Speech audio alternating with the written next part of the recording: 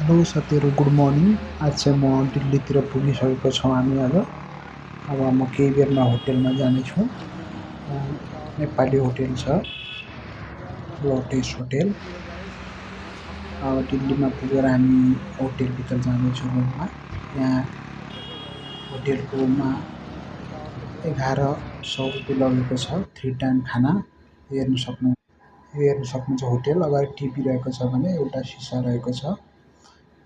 अनि पछि यता एसी पनि रहेको छ भने यता स्लिपिङ बेड रहेको छ यतापट्टि पनि।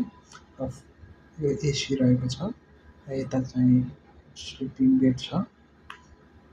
हजुर पनि आएर यहाँ बस्नु सक्नुहुन्छ दिल्ली आएर।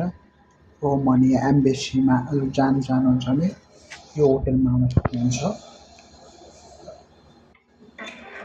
र यता बाथरुम पनि रहेको छ, यता सफाइ रहेको छ बाथरुम चाहिँ। र यता बेडमा अब एकैछिनमा हजुरलाई म सुतेको पनि भिडियो देखाउनेछु यो बेडमा।